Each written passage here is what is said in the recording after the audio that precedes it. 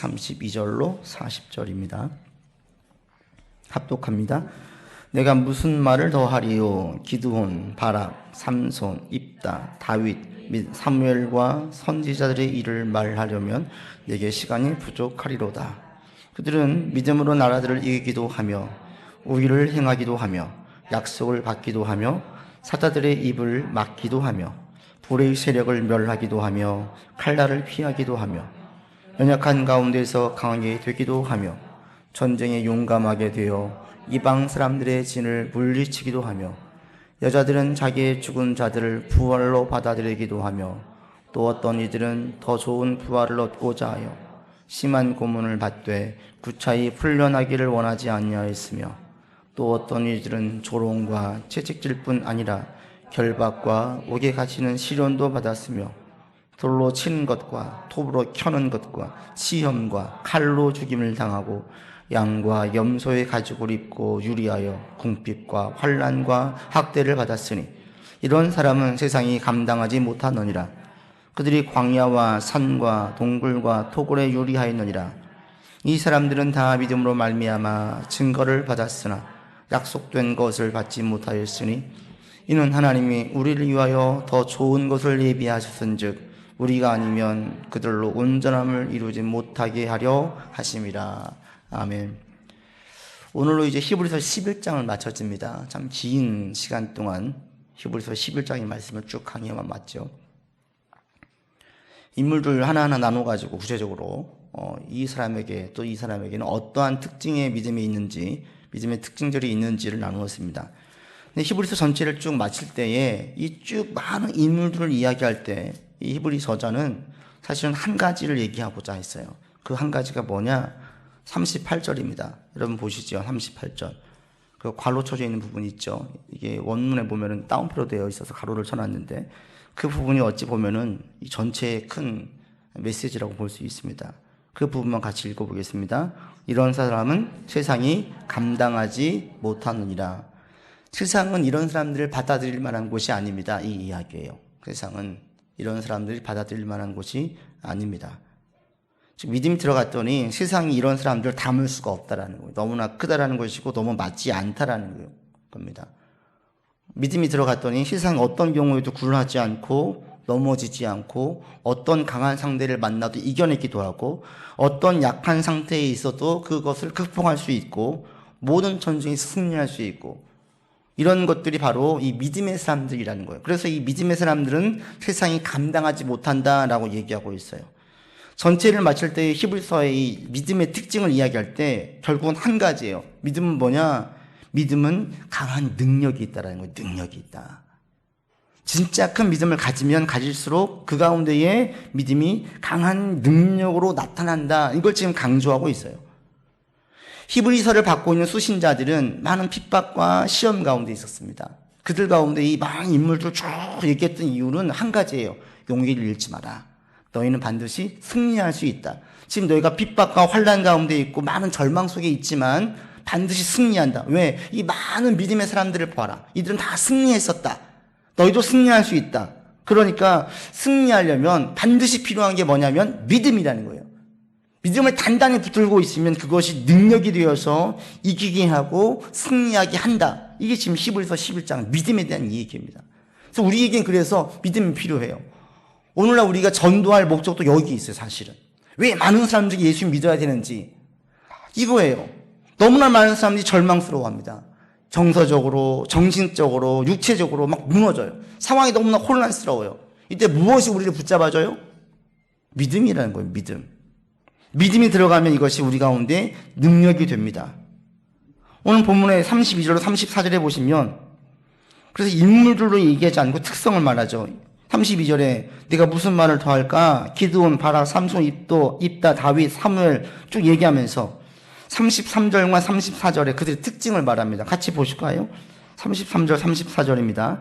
그들은 믿음으로 나라들을 이기기도 하며 의를 행하기도 하며 약속을 받기도 하며 사자들의 입을 막기도 하며 불의 세력을 멸하기도 하며 칼날을 피하기도 하며 연약한 가운데서 강하게 되기도 하며 전쟁에 용감하게 되어 이방 사람들의 진을 물리치기도 하며 나라들은 킹덤이에요. 왕국들이에요.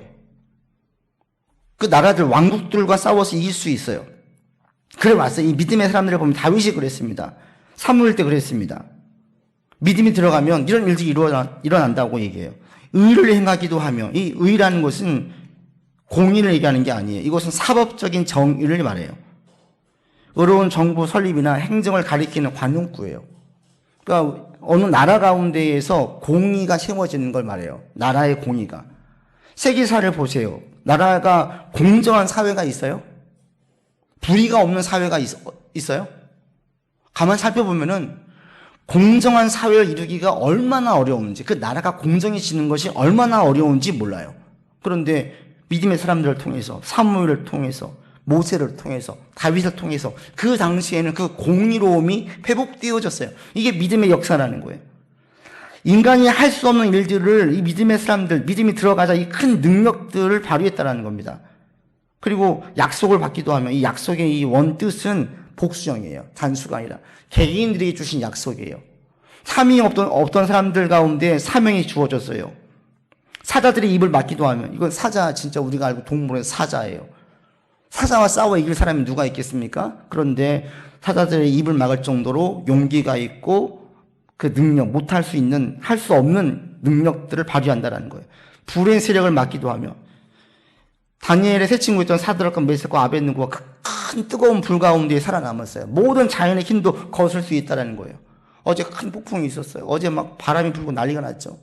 이 대자연 앞에서 인간이 어떻게 할 수가 없어요. 피하는 수밖에 없어요. 근데 이것들도 이길 수 있는 것이 믿음의 힘이었다는 거예요. 칼날을 피하기도 합니다. 칼날을 피한다는 것은 그 당시 권세 잡은 자들의 그 힘을 말해요. 만행을 말해요.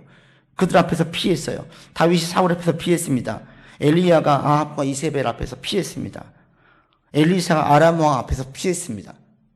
아무리 군대로 오고 권세를 가지고 와도 믿음의 사람들을 감당할 수 없다는 거예요. 연약한 가운데 강해졌습니다.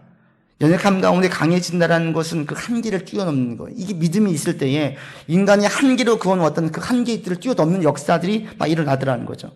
여자들은 부활을 맛보았습니다. 자기 아들들이 죽었어요. 사렙과 과부와 수넴의 한 여인이 자기 아이들이 죽었어요. 엘리야와 엘리사를 통해서 살려냈어요.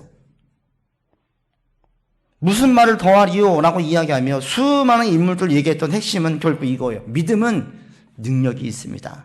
믿음은 여러분 가운데 승리를 가져옵니다. 이거예요, 이거. 저도 여러분 가운데 이 큰 이 믿음이 우리 가운데 실제적인 능력으로 자리 잡도록 여러분 가운데 이 믿음이 빛을 발하기를 원합니다. 이게 없으면 빛 좋은 개살구예요. 우리가 고백을 하는데 실질적인 우리의 삶에서 아무런 도움이 안 된다면 예수 믿는 게 무슨 의미가 있겠습니까? 단순한 종교적인 위안이요? 이것은 너무 그 동기가 약해요.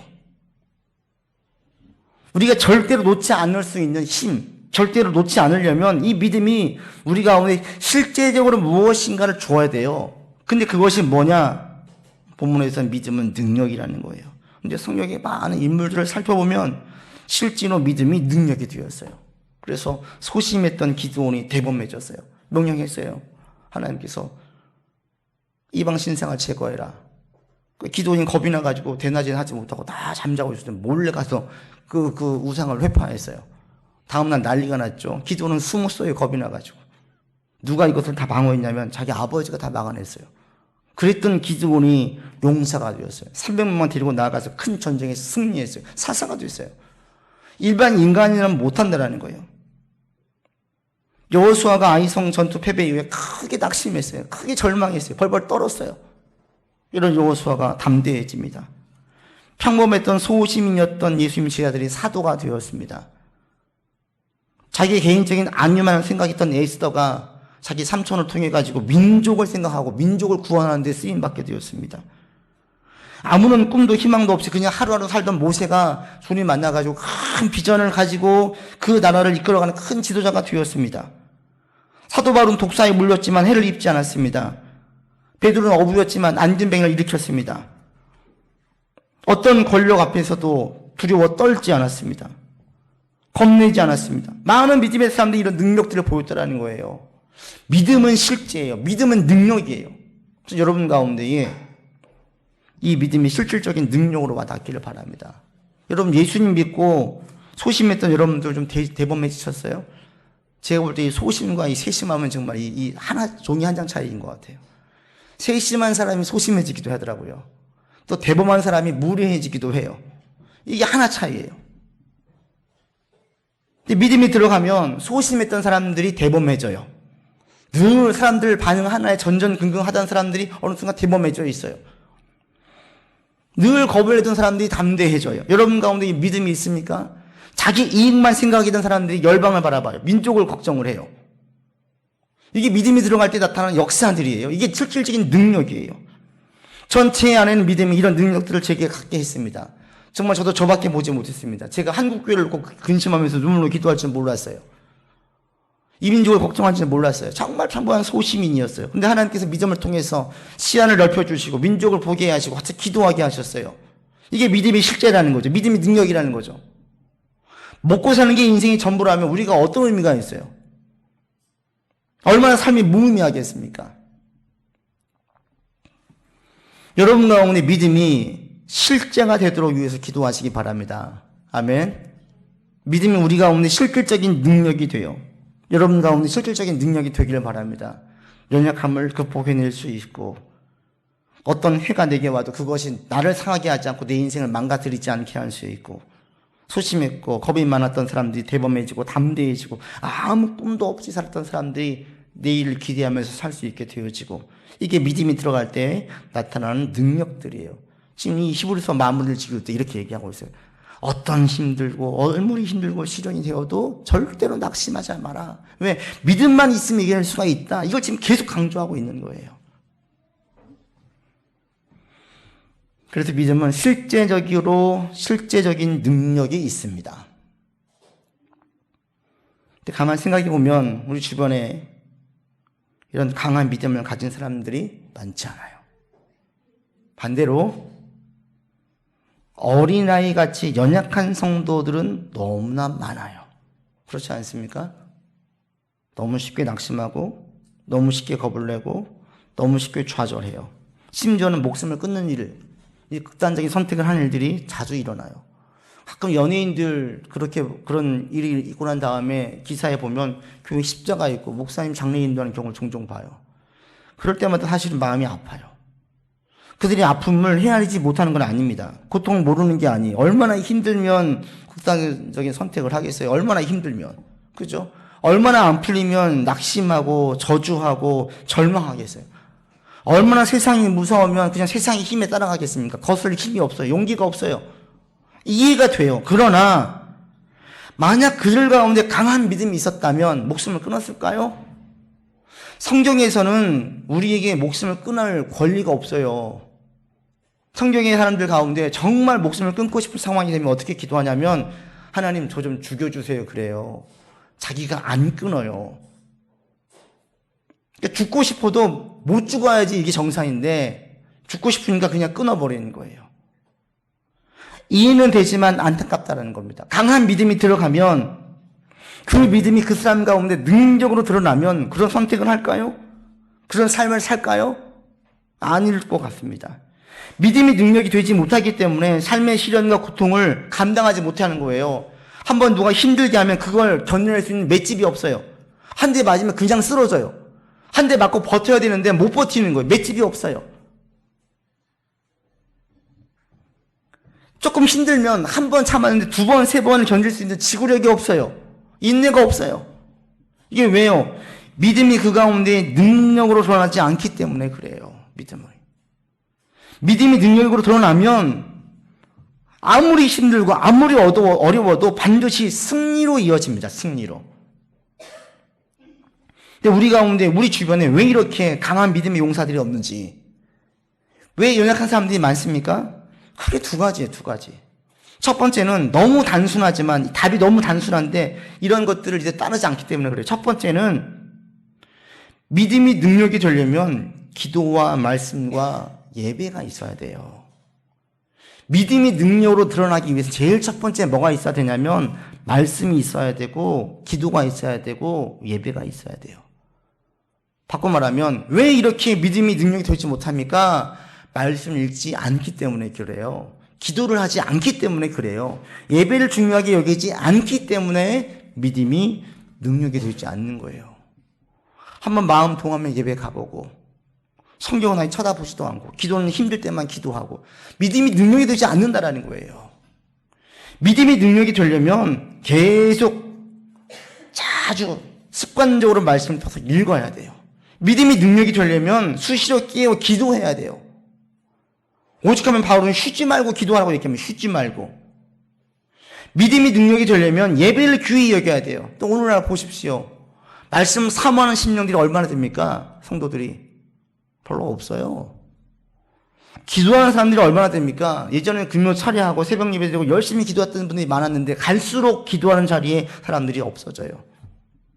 예배를 얼마나 중요히 여깁니까? 점점 주일 예배에 대한 이 성수주의하면서 예배를 귀히 여기는 것들이 점점 희석되어지고 있어요. 근데 왜 그래요? 가만 보면 다들 바빠서 그래요. 바빠서. 너무 바빠요. 가만히 있을 시간이 없어요. 제가 지난번에 말씀드린 적이 있습니다. 고요한 시간을 가지기가 너무나 어려워요. 이제 이 휴대폰이 우리 고요한 시간을 다 빼앗아 갔어요. 조용히 묵상할 시간을 다 빼앗아 갔어요. 가만히 있을 수가 없어요. 우리가 큰 컴퓨터 하나를 들고 다니는 거예요. 너무나 많은 것들을 할 수가 있어요. 갈수록 그 휴대폰의 성능은 더 훨씬 더 업그레이드 되어지죠. 바빠요. 다 바빠. 근데 제가 18세기, 19세기, 20세기의 목사님들 또 청교도 목사님들 책을 그리고 복음주의 목사님 책을 읽으면서 깨달은 게 뭐냐면 그분들 설교문에 보면 종종 나오는 게 있어요. 여러분 지금 다 바쁘게 살고 있지만 깨어 있어야 된다. 이 얘기를 해요. 18세기의 사람들도 바빴고요. 19세기의 사람도 바빴고요. 20세기 사람도 바빴어요. 제가 한 가지 예언할까요? 22세기의 사람들도 다 바쁠 거예요. 지금까지 사람들은 늘 바쁘게 살아왔어요. 제가 요즘에 그 삼시세끼를 한 번씩 우연히 보다가 깨달은 게 있어요. 아, 옛날에 진짜 바빴겠구나. 여러분 지금 바쁘다고 생각하죠. 옛날에 더 바빴어요. 그거 아세요? 삼시세끼가 하는 게 뭐예요? 밥 먹는 거밖에 없어요. 밥 먹는 거. 근데 그걸 봐요. 보면서 힐링이 된대요. 그냥 새끼 밥 해 먹어요. 아침 먹은 다음에 뭐 하냐면 우리 점심 뭐 해 먹지? 이걸 고민해요. 그때부터 점심 준비를 해요. 점심 먹고 나면 저녁 뭐 해 먹지? 저녁 준비를 해요. 그러면 하루가 가요. 지금이야 밥 15분이면 뚝딱 해요. 반찬 금방 만들어요. 예전에는 밥을 하기 위해서는 불을 떼야 되고 쌀을 안 쳐야 되고 한참 기다려야 되고 설거지하는 거 밥하는 거 이게 보통 일이 아니었어요. 그리고 식구들은 옛날엔 다 대가족이었어요. 좀 많아요 식구들이. 진짜 밥해 먹는 거 자체가 일인 거예요. 일. 예전에는 생존 자체로 바빴어요. 근데 지금은 이게 다 해결되었어요. 최고의 문명의 놀라운 발명품 세탁기, 밥솥, 수많은 우리 생활용품들이 우리의 모든 시간들 다 단축시켰어요. 그럼 여유가 있어야죠. 근데 다시 바빠졌어요.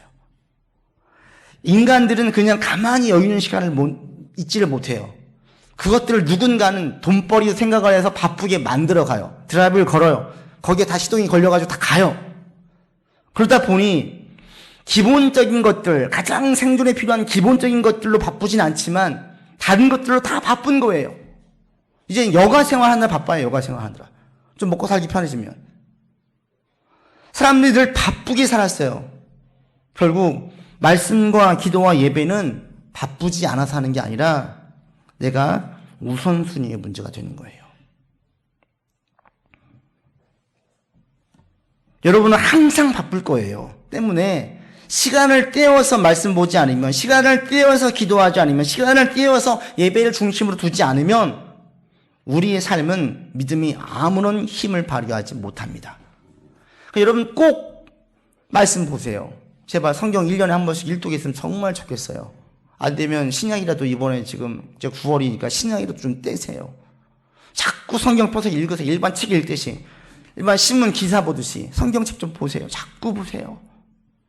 성경을 보면서 느끼는 게, 제가 느끼는 게 뭐냐면 저의 이 생각들, 잘못된 생각들을 자꾸 교정해줘요. 사람들을 만나면서 또 여러 가지 상황들을 보면서 저도 모르게 자리 잡혀진 생각들이 있어요. 근데 말씀을 통해서 그런 생각들을 바로 잡아줍니다. 성령이 그런 역할을 해요. 기도를 하면 할수록 우리의 약한 심령이 강건해집니다. 기도하지 않으면 우리는 보이는 대로 느껴요. 느끼는 대로 생각을 해요. 느끼는 것이 우리 심령에 영향을 주는데 우리가 느끼는 것은 뭡니까? 이 세상은 하나님이 없이 돌아가고 있습니다. 세상 돌아가는 걸 보고 느끼는 것이 우리의 심령 영향을 주는 것은 영적으로 불신과 의심과 회의적인 마음을 커지게 만들어요. 하나님 없어도 되거든요, 세상은. 그런데 기도를 하면 우리의 심령이 강건해져요. 그동안 놓쳤던 것들을 보게 만들어줘요. 무엇이 가장 중요한지를 깨닫게 만들어줍니다. 심령이 강건해지면서 담력을 얻어요. 그리고 무엇인가 하고자 하는 의욕이 생겨요. 며칠 전에도 아내와 좀 밤새까지는 아니고 새벽 1시까지 얘기한 적이 있었어요. 그 신앙적인 얘기, 우리 교회적인 얘기, 같이 회고하면서 얘기했던 시간들이 있었어요. 너무나 제게도 값지고 복되는 시간이었는데, 이런 시간들을 통해서 다시 한번 깨닫게 되어지는 거예요. 영적인 부분들, 우리가 지금 잘못 생각했었고, 잘못 느꼈었고, 잘못 이해했던 부분들 깨닫게 되어지는 겁니다. 이것들을 교정해주고 바꾸어주는 가장 큰 힘이 기도에 있습니다. 기도를 드려야지 우리 약한 심령이 담대해지고 담력을 얻고 힘을 낼 수 있어요. 그러니까 이 말씀 기도가 없이 어떻게 믿음이 능력이 되겠어요.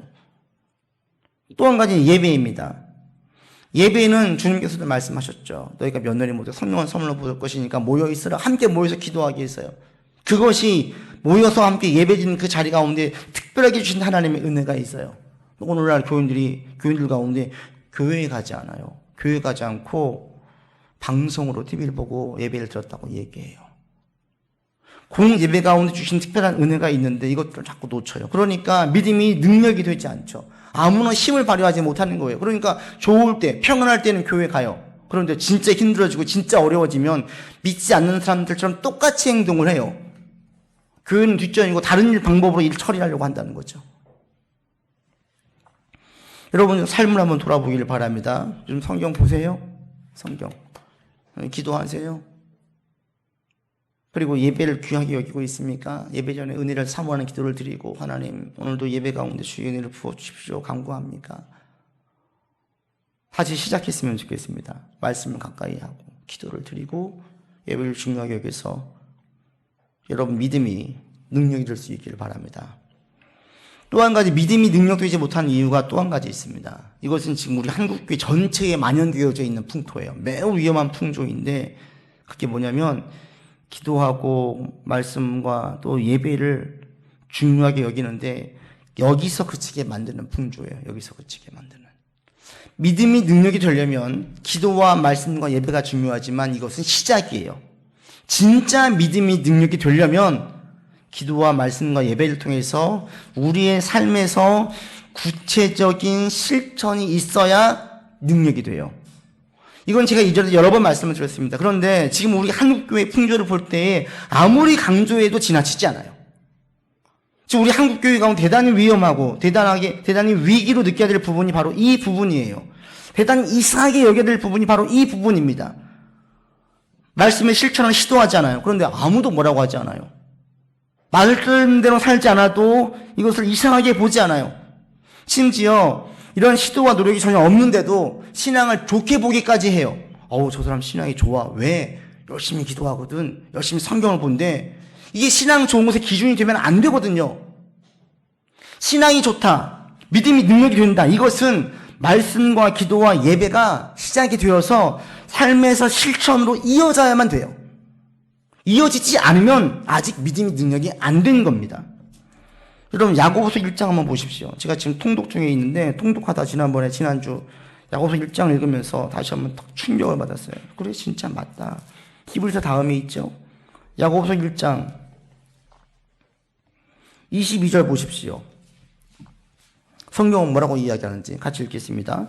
너희는 말씀을 행하는 자가 되고 듣기만 하여 자신을 속이는 자가 되지 말라. 말씀을 행하지 않는 자는 어떻게 하는 거예요? 자기를 속이는 자예요.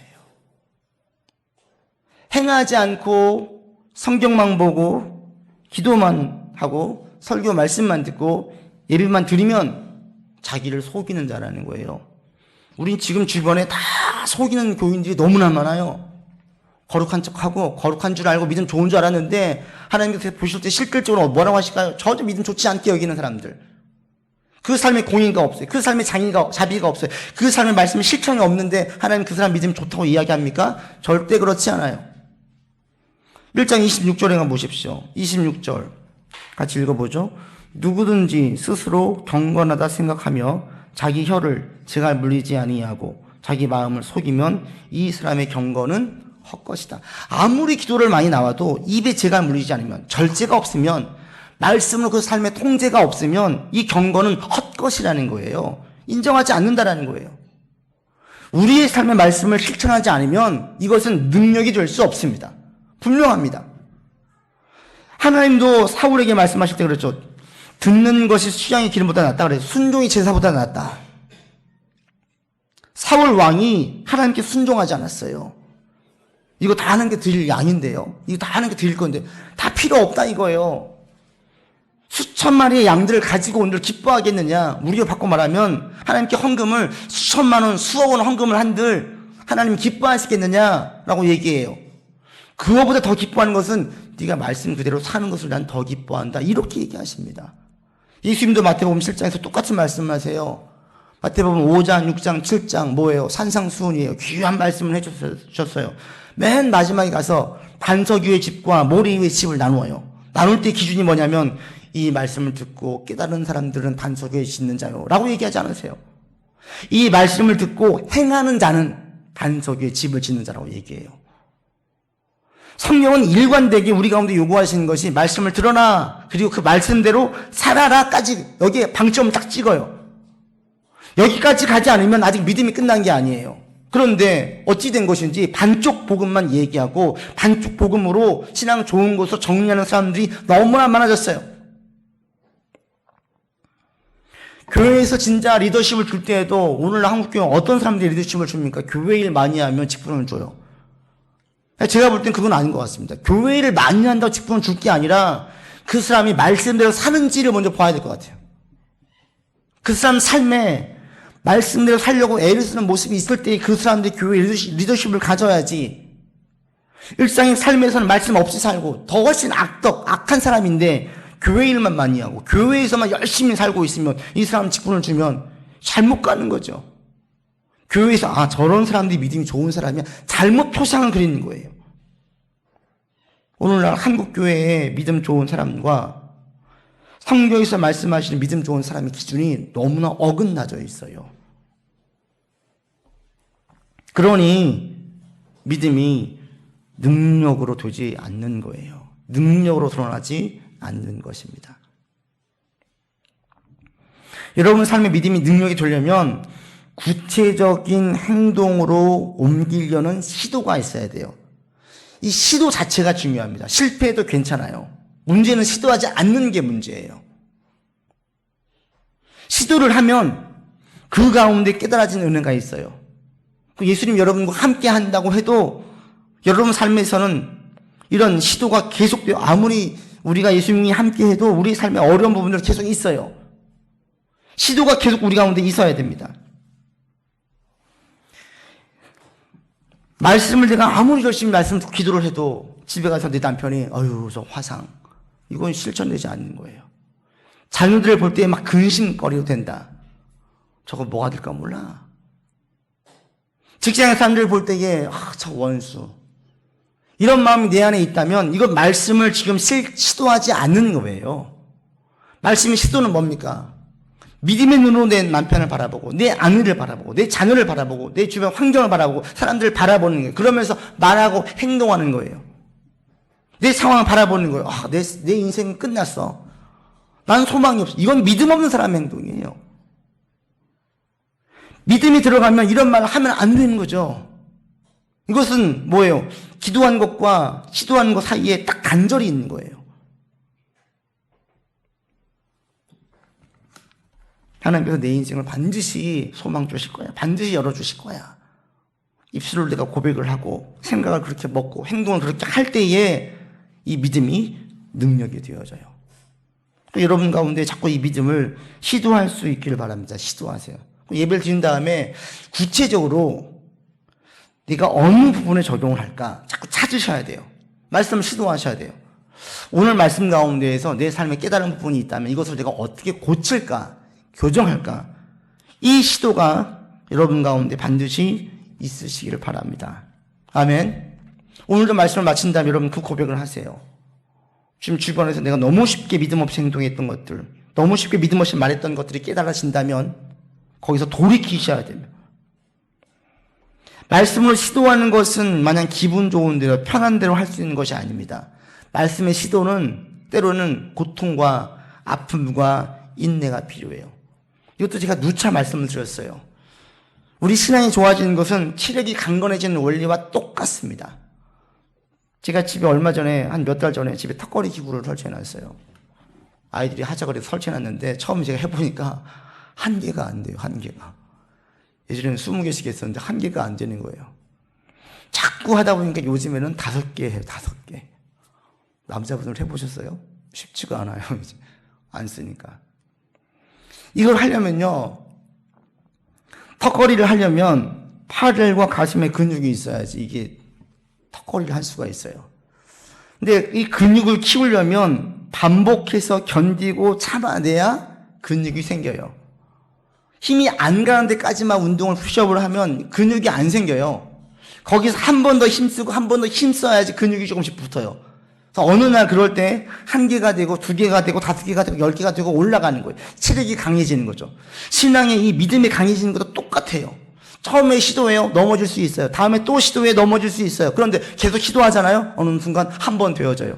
2번 되어져요. 3번 되어져요. 이것이 쌓이고 쌓이다 보면 이것이 능력이 되어지는 거예요. 여러분 가운데 이런 시도 자체가 대단히 중요합니다. 그 다음에 또 한 가지, 이런 시도는 우리 가운데 하나님께서 시련 속에서 우리 가운데 시도하십니다. 시련 속에서. 요즘 다 힘들어 하잖아요. 근데 삶의 시련이 우리의 믿음을 단련시키는 대단한 훈련장이라는 사실을 알기 바랍니다. 세상은 어떻게든지 그 시련을 피해가려고 하죠. 그러니까 부족도 만들어주는 거예요. 이 시련이 피해갈 수 있도록. 근데 믿음은 하나님은 우리 가운데 시련을 피하라고 말씀하지 않으세요. 감당하라 그래요. 우리에게 피할 길을 주실 때에는 어떨 때냐면 템프테이션, 미혹이 있을 때, 유혹이 있을 때는 피할 길을 주시지만 삶의 시련과 어려움이 있을 때는 우리로 하여금 감당하라고 하세요. 이겨내라고 하세요. 견디라고 하세요. 예수님과 함께 견디라고 얘기하십니다. 예수님이 함께해도 우리의 삶의 시련은 계속 되어집니다. 제가 지난번에 오늘의 그 묵상 중에 그 마가복음 4장의 말씀을 보냈잖아요. 얼마 전 책을 읽다가 제가 깨달았어요. 예수님이 함께 하셔도 우리의 삶의 시련에 있습니다. 아니, 때로는 우리를 시련 속에 그냥 내버려 두실 때가 있습니다. 풍랑이 있는 그 호수에서 예수님께서 주무셨어요. 어떻게 주무실 수 있을까? 제가 한번 생각해 봤어요. 아무리 바다가 일렁여도 애들은 자잖아요. 갓난 애들은 자요. 왜 자요? 걱정이 없거든요.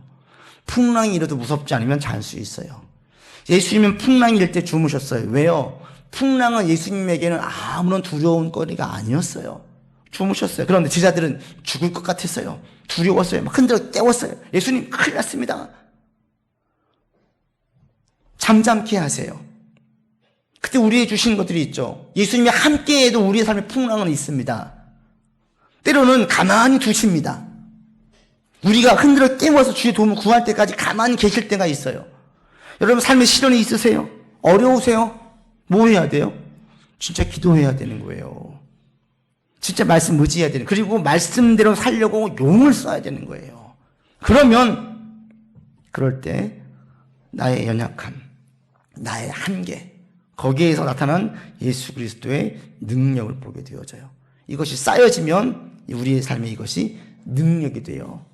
하나님에 대한 신뢰가 커지고 말씀에 대한 시도를 주저하지 않고 말씀대로 살 때에 반드시 하나님께서 좋은 것을 주실 것을, 상을 주실 것을 믿는 이 믿음이 강해지면, 강화되어지면 이것이 능력이 되어져요. 소신 있게 행동한다고요. 주저하지 않아요. 두려워하지 않습니다. 그것이 오늘 본문 히브리서 11장에 35절부터 쭉 있는 이들의 대단한 고난과 어려움을 이겨냈던 실질적인 모습들입니다. 35절 하반부에 보십시오. 심한 고문을 받았습니다. 구차히 풀려나기를 원치 않았습니다. 조롱과 지식질과 결박과 옥에 갇힌 시련도 받았습니다. 돌로 치는 것과 톱으로 켠 것과 시험과 칼로 죽임을 당했습니다. 환난과 궁핍과 학대를 당했습니다. 일반 사람들은 감당할 수 없는 극한 고난과 시련들을 겪어냈어요. 견뎌냈어요. 죽기도 두려워하지 않았어요. 이게 어떻게 가능합니까? 일상의 삶의 시련 가운데에서 믿음으로 견뎠기 때문에 가능한 거예요. 이들이 믿음을 지키려고 할 때는 삶의 부조리, 많은 핍박이 일상이었습니다. 신앙생활 하는 것 자체가 힘들었어요. 어려웠어요. 그런데 신앙을 지켰어요. 힘들고 어려운 시기를 견뎌내니까 더 큰 힘들고 어려운 시기가 왔을 때에 이걸 견뎌낼 수 있게 된 겁니다. 맷집이 생겼어요. 내성이 생긴 거예요. 면역력이 생긴 거예요. 우리 가운데도 마찬가지예요. 너무나 온실 속에 있는 그리스도인들이 많아요. 하나님, 제 삶에 시련이 없기를 원합니다. 아닙니다. 시련은 없을 수가 없습니다. 시련은 없다고 이야기하는 거짓 복음입니다. 진짜 복음은 우리의 삶에 시련은 계속된다는 거예요. 이 땅 떠나갈 때까지 여러분 늘 씨름해야 되고 고민해야 되고 분별해야 돼요. 이게 우리 현실이에요. 그럴 때 이것들을 이겨내는 것은 믿음이에요. 믿음. 그 믿음을 지키려면 지금 내 일상의 삶에서 자꾸 말씀으로 씨름하면서 시도해야 돼요. 시도. 여러분 삶에서 시도하세요. 말로 시도하시고 마음으로 시도하시고 행동으로 시도하세요. 한번 시도했다 실패해도 절망하지 마시고 다시 시도하세요. 턱걸이를 한 번 할 때까지 거의 한 달이 걸린 것 같아요. 한 개가 제대로 될 때까지 계속 시도하세요. 믿음이 점점 자라요. 그 믿음이 언젠가는 능력으로 나타나요. 마지막 히브리서 11장에 마무리를 지을 때 이렇게 마무리 짓지요. 40절 같이 읽어보겠습니다. 이는 하나님이 우리를 위하여 더 좋은 것을 예비하셨은즉 우리가 아니면 그들로 온전함 이루지 못하게 하려. 11장에 많은 인물들 얘기했는데 그들 너무 부러워하지 마라. 너무 대단하게 보지 마라. 그들은 온전하게 이루어진 것이 아니다. 너희를 통해서 온전하게 이루어진다. 왜? 하나님의 나라는 계속 완성되어져 가거든요. 여러분들이 지금 씨름하고 있는 것, 시도하고 있는 것 자체는 대단히 의미 있고 귀하다는 거예요. 그것이 하나님의 나라를 완성시켜 나가는 11장에 나와 있는 수많은 믿음의 사람들과 함께 같이 이 돌을 착착 같이 쌓아 나가면서 하나님의 집을 같이 지어져 가고 있다는 거예요. 여러분 지금 겪고 있는 그 시련들, 시도들, 또 그런 경험들이 무의미한 것이 아니라 대단히 유익하고 의미가 있고 하나님의 일을, 하나님의 나라를 완성해 나가는데 꼭 필요한 시도라는 거예요. 지금 그것을 말씀하고 있습니다. 여러분 수고는 헛된 것 아닙니다. 의미 없는 것 아무것도 없습니다. 여러분 믿음으로 시도하는 것들은요 다 상이 있어요. 그 상이 지금 드러날 수도 있지만 쌓이고 쌓여서 하나님께서 나중에 우리 가운데 상을 보여주실 때가 있어요. 중요한 것은 우리가 시도를 중단하지 않는 거예요. 그래서 샬롬의 모든 식구들은 다 믿음의 용사들 되기를 바랍니다. 웬만한 것에 두려워하지 않고 놀라지 않고 그냥 이겨내는 거예요. 견뎌내는 거예요. 한 대 툭 맞으면 견뎌내는 거죠. 쓰러 앉아가지고 그냥 병원에 실려가지 않고 견뎌내는 거예요. 이게 믿음의 맷집이에요. 이런 믿음의 맷집들을 여러분 키우실 수 있기를 바라고, 키우기 위해서 자꾸 시도하시고, 이 시도는 힘들고 어렵다는 사실을 전제하면서 편한 가운데 신앙생활을 하려고 하지 마시고, 힘들고 수고롭지만 계속 지켜나가셔서 많은 열매들이 여러분 삶에 있어지기를 바랍니다. 말씀을 뵙습니다. 믿음으로 이겨내십시오. 믿음이 능력입니다. 믿음이 능력임을 보이십시오. 특별히 오늘 이 시대 너무나 많은 사람들이 절망하고 힘들어하고 또 어떻게 살지를 몰라하는 이 시대에 무엇이 그들을 살릴 수 있느냐? 결국 복음밖에 없다라는 거예요. 복음밖에. 근데 그것을 얘기할 때 여러분이 먼저 그렇게 살고 있지 않으면 여러분 말에 아무 힘이 없어요. 내가 먼저 복음이 능력주는 삶을 살고 그것이 능력으로 드러나서 사람들이 여러분을 보면서 도전을 받고 예수님께 나오는 복된 자들로 되는데 저와 여러분이 사용되어지기를 원합니다. 기도합시다. 하나님, 믿음이 큰 능력이 있습니다. 우리 가운데 이 믿음이 능력이 되어지기를 간절히 원합니다. 주님을 믿고 말씀을 가까이 하고 수시로 끼어 기도하고 마음 내어놓고 주님께 간구하며 예배 가운데 부어주시는 주의 은혜를 맛보게 하여 주시옵소서. 이를 통해서 우리의 삶에서 말씀을 시도하려는 노력과 시도가 계속되어져 우리 믿음이 굳세어지고 믿음의 맷집이 생기고 우리 믿음의 인내력이 생겨져서 어떤 상황에 있든지 낙심하지 않냐고 절망하지 않냐고 포기하지 않냐고 계속 믿음의 길을 걸어갈 수 있도록 인도하여 주시옵소서. 우리를 통해서 하나님 나라를 완성시켜 가실 것을 저희가 믿습니다.